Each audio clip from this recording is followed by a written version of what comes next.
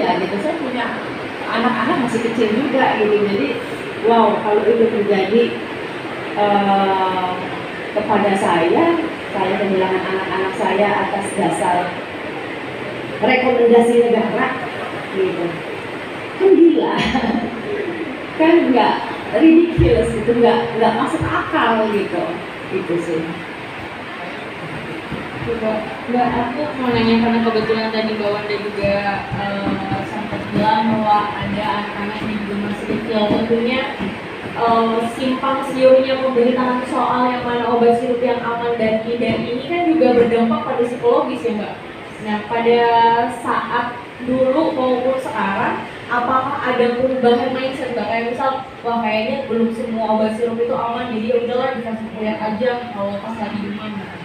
Ya. Akhirnya begitu.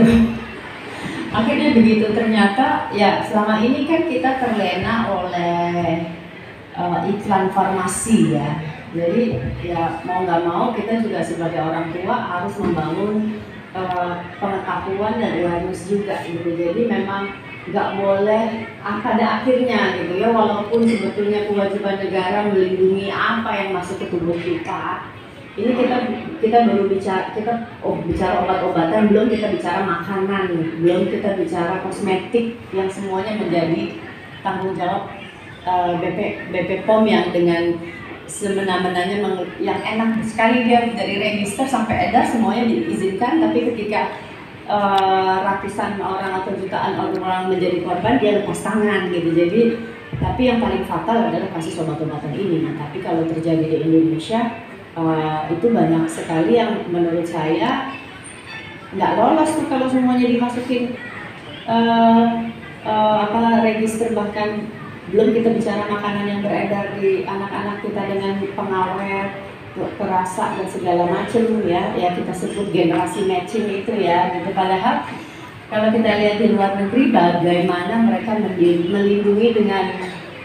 melindungi anak-anak mereka ya, warga negara mereka yang mereka nggak sembarangan memberikan izin distribusi suatu produk untuk bebas dikonsumsi masuk di supermarket misalnya gitu. Izin jualnya kalau udah pakai pengawet, pakai warna, kalau udah terlalu manis, diabetes dan sebagainya, itu pasti udah.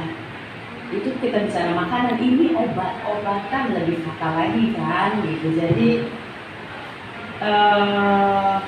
ya kalau menurut saya sih ya keterlaluan sih negara ini dalam hal memberikan perlindungan kan? Karena kalau saya akhirnya jadi ya kita harus menggali sebagai seorang ibu tuh harus menggali lebih banyak lagi gitu. Nggak bisa sekarang udah nggak bisa percaya aja terhadap obat-obatan, nggak bisa karena ada akhirnya kan begitu jadi pesimis ya, jadi karena ada BPOM aman, wah udah nggak begitu lagi gitu, karena udah ada BPOM meninggal nih anak-anak kita gitu, jadi udah nggak begitu lagi. Jadi apalagi dengan gerusan pabrik farmasi itu kan, kalau kita lihat di Netflix film dokumenternya itu omset mereka kan gila-gilaan ya.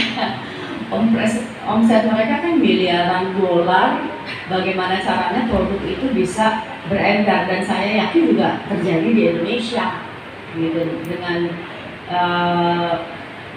apalagi di sini kan ya apa aja bisa gitu ya, apa aja bisa terjadi gitu. Terkena ya di Indonesia kan semuanya dimungkinkan gitu ya, walaupun sebetulnya ya karena itu tadi pengawasannya lemah, atau pengawasannya tidak dilakukan, atau ya memang kita harus mengakui di bidang manapun di Indonesia pengawasan sengaja tidak dilakukan karena korup ya gitu, karena kewenangan mereka terlalu besar sehingga izin diberikan ada bayaran, tapi ya itu tadi nggak diuji secara klinis medis gitu, padahal mereka punya lab yang menggerus anggaran negara baik melalui APBD maupun melalui APBN. Jadi kalau saya sebagai orang tua sekarang lebih berhati-hati lagi, saya udahlah obat sekarang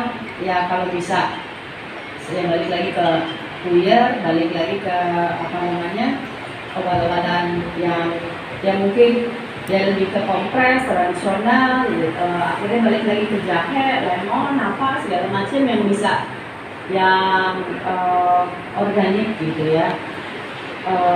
Gitu sih gitu, tapi ya sebetulnya enggak ya, seharusnya idealnya kita harus percaya kepada rumah sakit, kita harus percaya kepada dokter, kita harus percaya kepada apapun yang sudah dilabeli oleh BPOM. Itu kan menandakan label itu kan menandakan perlindungan gitu ya, bukan sebaliknya. Itu tapi kenyataannya yang terjadi di masyarakat membuat para ibu menjadi akhirnya pesimis terhadap apa yang sudah dicap dan dilindungi oleh pemerintah. Itu ternyata justru yang bikin shock para keluarga korban kan ternyata justru sebaliknya, bukan yang menyembuhkan tapi membunuh anak-anak mereka. Jadi memang keberadaan dari obat sirup yang kemudian menyebabkan dia di area ini bukan hanya kegelisahan yang dirasakan oleh Mbak Wanda ya, tapi juga dirasakan oleh para keluarga korban yang lain, Mbak. Karena para keluarga korban yang lain pasca kejadian ini tuh enggan memberikan obat sirup lagi kepada para anak mereka gitu. Artinya jika situasi ini dibiarkan begitu saja, kalau sampai terjadi kepanikan massal karena pada banyak anak-anak yang sakit, itu malah makin runyam kan ke depannya gitu. Karena mereka saya sudah tidak percaya lagi, saya tidak mengkonsumsi obat lagi, pada akhirnya sakit massal, pemerintah juga kan yang bingung. Nah, mungkin saya ingin memberikan kesempatan terlebih dahulu kepada para peserta untuk 3 penanya. Silahkan jika ingin bertanya kepada para narasumber.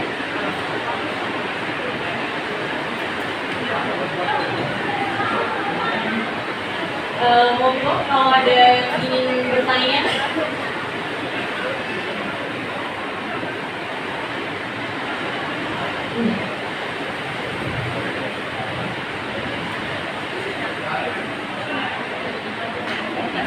Oke, baik. Mungkin karena belum ada pertanyaan, jadi kita akan membahas juga soal update sidang gugatan class action kita. Karena kebetulan di sini hadir juga kuasa hukum kita, Bang Julius Ibrani. Monggo Bang untuk menjelaskan. Baik, ini detik-detik terakhir, jadi energi terakhir, tapi supaya teman-teman gak mengantuk, saya update sidang dulu. Jadi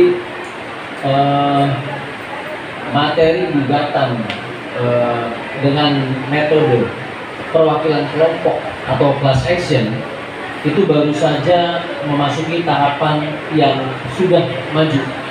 Artinya sudah ada langkah yang memberikan dasar hukum kuat bagi korban yang mengakui beberapa poin penting. Pertama, betul bahwa korban ini dari 35 yang menjadi penggugat itu memiliki legal standing atau kedudukan hukum yang sah sebagai orang tua yang mewakili anaknya yang menjadi korban, baik yang meninggal ataupun yang masih hidup dan dalam perawatan. Yang kedua adalah mengakui juga posisi tergugat sebagai pihak yang memiliki pertanggungjawaban terkait dengan peristiwa berupa adanya obat yang dikonsumsi oleh anak-anak korban. Jadi kemudian melakukan gugatan dengan mekanisme kelompok yang dibagi menjadi 3 kelompok berdasarkan jenis obat yang diminum, kesamaan peristiwa, kesamaan fakta, kesamaan bukti, dan dampak, kesamaan dampak. Jadi hal ini dikuatkan oleh putusan SELAK melalui penetapan majelis hakim di Pengadilan Negeri Jakarta Pusat. Jadi tidak ada satupun bantahan dari para tergugat baik swasta ataupun negara, Kementerian Kesehatan dan BPOM yang diterima oleh majelis hakim. Gitu. Dengan kata lain, tidak terbantahkanlah posisi hukum Bapak Ibu ini sebagai korban. langkah ini sudah langkah maju yang dapat dimaknai bahwa ada korban, tak berarti ada pelaku atau tidak? Jelas ada pelaku. Ada pelaku, ada korban, ada perbuatan, ada atau tidak? Jelas berarti ada perbuatannya. Ada korban, ada pelaku, ada perbuatan. Ada alat atau sarana untuk melakukan perbuatan itu enggak yang namanya obat beracun itu? Berarti ada. Jadi tahapan selanjutnya adalah memeriksa atau melakukan pembuktian terhadap yang tadi saya katakan, perbuatannya, obat-obatannya, peristiwa dikonsumsinya obat sampai kemudian lahir dampak, dan yang paling penting adalah pelakunya siapa dan apa bentuk pertanggungjawaban yang diputuskan oleh majelis hakim nanti. Jadi ini satu basis hukum yang kuat yang tadinya dikatakan sudah selesai, gak terjadi apa-apa karena kesalahan sendiri dan yang lain, terbantahkan melalui putusan selat. Nah ini harus dicatatkan oleh kita semua. Artinya perjuangan ini bukan perjuangan yang sia-sia, dan sekaligus menguatkan Bapak Ibu orang tua dari anak-anak korban juga yang selama ini mungkin merasa menyalahkan dirinya sendiri. Ya Bapak Ibu, telah terbukti bahwa kesalahan bukan ada di Bapak Ibu. Jadi kesalahan ada di negara ini. Jadi ini harus menjadi poin semangat perjuangan untuk terus meminta pertanggungjawaban. Hentikan menyalahkan diri sendiri, bangun semangat kembali. Mari kita tunjuk muka orang dan pejabat dan juga pihak instansi dan swasta yang betul-betul melakukan kesalahan dan bertanggung jawab. Kita kuatkan semangat kita di situ. Kebetulan ini bulan puasa, saya nggak mau ceramah soal moral, nggak mau ceramah soal religi, tapi jangan-jangan atau boleh kita yakini secara penuh ini petunjuk dari kebaikan yang dilakukan Bapak Ibu sekalian. Tentu kalau ini gugatan yang tujuannya hanya untuk hal-hal yang sepele, bukan pertanggungjawaban dan bukan untuk menyelamatkan anak-anak lain, saya tidak yakin mendapatkan satu langkah maju yang begitu kuat dalam proses hukum. Itu tidak. Saya tawarkan sekali lagi, mungkin dari peserta, apakah ada yang ingin bertanya kepada para narasumber? Atau apakah sudah lapor semua? Sepertinya sudah tidak bertenaga ya, karena mendekati waktu buka puasa. Baik, karena sudah tidak ada pertanyaan, mungkin saya akan memberikan sedikit waktu untuk para narasumber closing statement ya. Mungkin bisa dimulai dari Mbak Suhartiati dulu untuk memberikan closing statement-nya.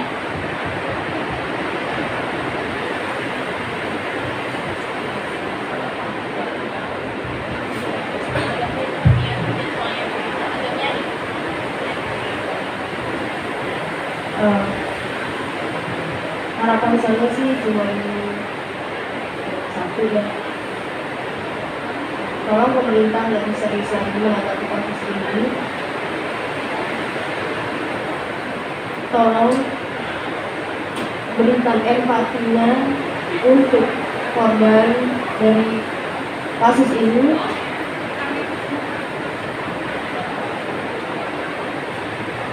Pokoknya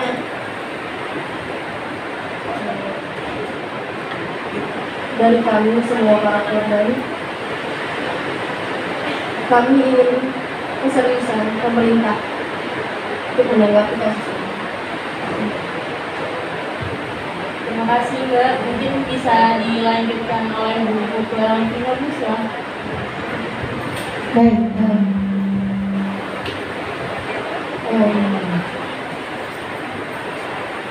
karena ini masih terus berproses.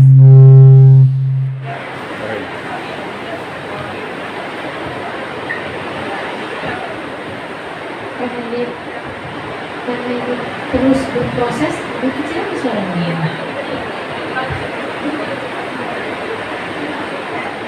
Ya, Komnas HAM tentu terus mengawal kasus ini, terutama akan memastikan koordinasi kita ya dengan penasehat hukum korban.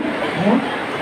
Yang kedua adalah rekomendasi kami akan kawal terus ya, agar para pihak yang diberikan rekomendasi bisa melakukan upaya-upaya perbaikan atas hasil pemantauan dan penyelidikan Komnas HAM, karena banyak temuan di situ. Dan tentu saja kita sesudah menemukan berharap ada perubahan, baik itu perubahan sistem maupun kebijakan. Itu yang kedua. Yang ketiga adalah terkait kebijakan yang pro terhadap anak. Negara merupakan pemegang kewajiban dan perlindungan terhadap anak merupakan mandatori. Artinya itu tidak bisa dilimpahkan kepada pihak lain.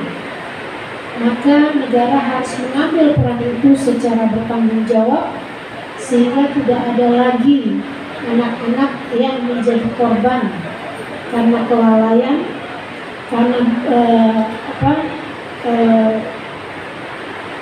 kesulitan atau kemudian buruknya mekanisme dan sistem yang ada di negara ini terkait mekanisme pengawasan, farmakopi dan lain sebagainya, termasuk kemudian manajemen terkait kefarmasian. Nah, itu kemudian harus dilihat kembali, sehingga kita tentu berharap ada kebijakan-kebijakan yang pro kepada rakyat, ya, sehingga tidak ada lagi celah bagi siapapun untuk tidak melakukan tanggung jawabnya secara optimal. Mungkin itu.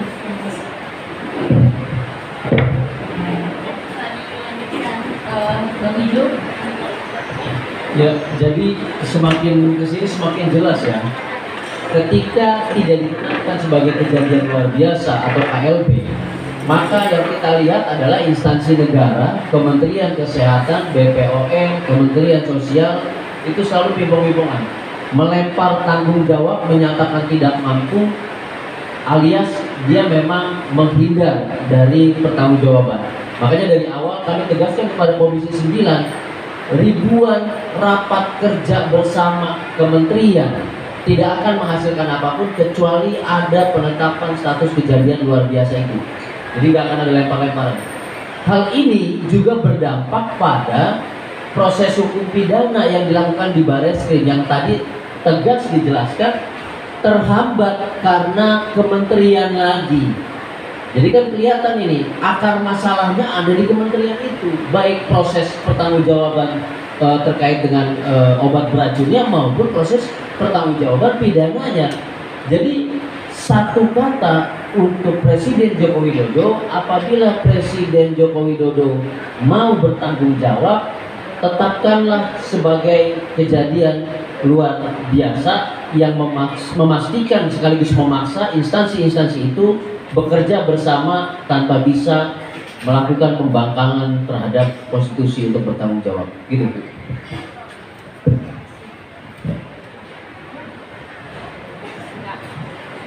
Kalau saya sih ya insya Allah akan mengawal terus ya sampai negara memberikan pertanggungjawaban terhadap korban dan keluarganya dengan optimal.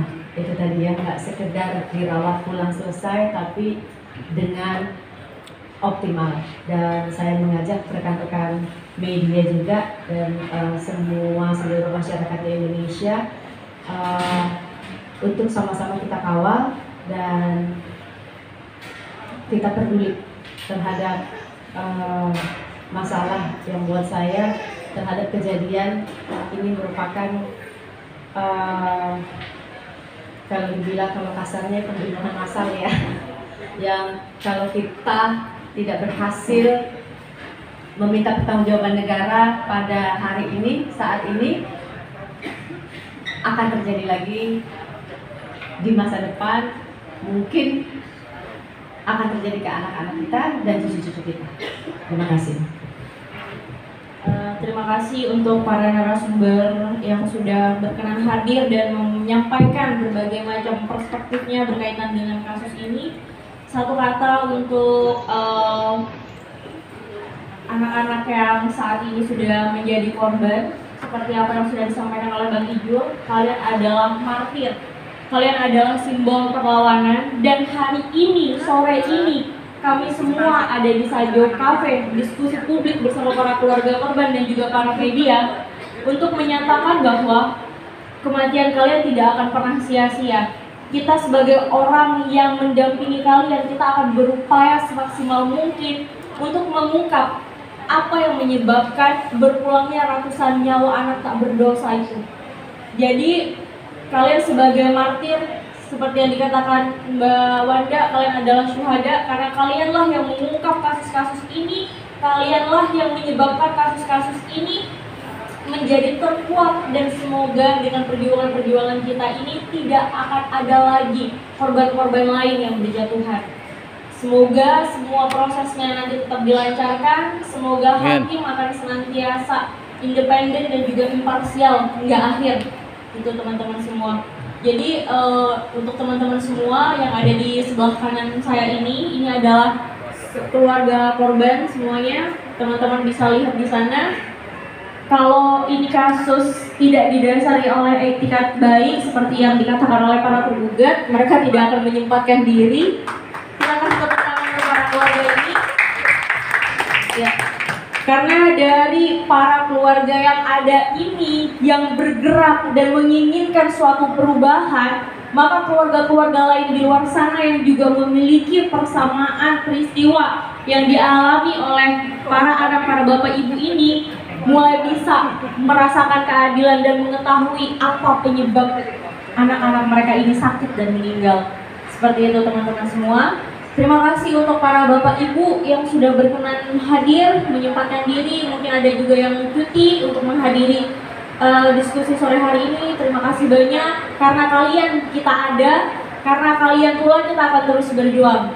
Demikian teman-teman semua, teman-teman media, terima kasih karena sudah meluangkan waktu. Nanti kita buka bersama di belakang. Demikian yang bisa saya sampaikan. Burung Irian, burung Cendrawasih, cukup sekian, terima kasih.